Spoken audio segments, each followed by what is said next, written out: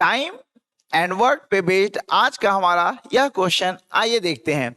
Virat can complete a work in 30 days and Daniel is 60% more efficient than Virat to complete the same work. Find the total time taken by Daniel to complete the work. Hindi में देख लेते हैं। विराट एक काम को 30 दिनों में पूरा कर सकता है और डैनियल उसी काम को पूरा करने में विराट से 60% अधिक कुशल है। डैनियल द्वारा काम पूरा करने में लिया गया कुल समय ज्ञात कीजिए।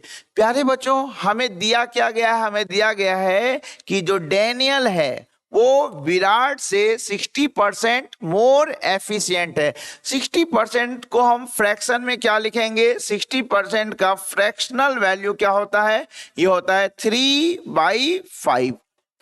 अब अगर हम बोले कि विराट का अगर इफिशियंसी क्या है? 5 यूनिट है, तो डैनियल का इफिशियंसी विराट से 3 ज्यादा होगा। मतलब इसका इफिशियंसी क्या होगा? इसका इफिशियंसी हो जाएगा 8 यूनिट। और हम क्या कहेंगे? इनके इफिशियंसी का जो रेशियो होगा वो होगा 8:5। तो टाइम का रेशियो क्या होगा? इनके टाइम का रेशियो क्या हो जाएगा?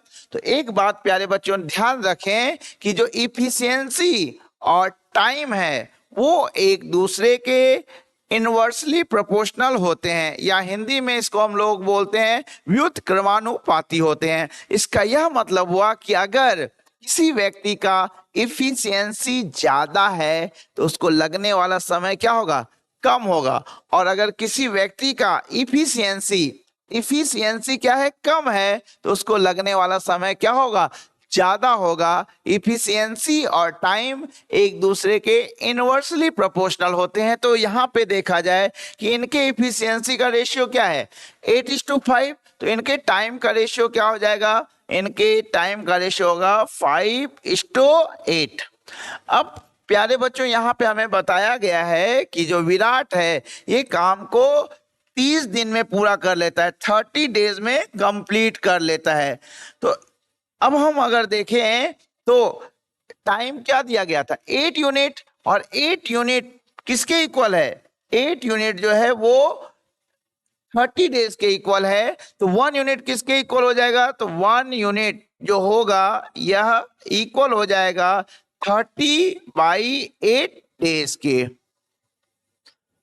अब हमें निकालना क्या है? हमें पूछा गया है डैनियल काम को कितने समय में फिनिश कर लेगा। तो डैनियल का टाइम क्या है? 5 यूनिट है। तो 1 यूनिट अगर 30/8 के इक्वल है तो 5 यूनिट किसके इक्वल होगा? 5 से बोथ साइड हम क्या करते हैं?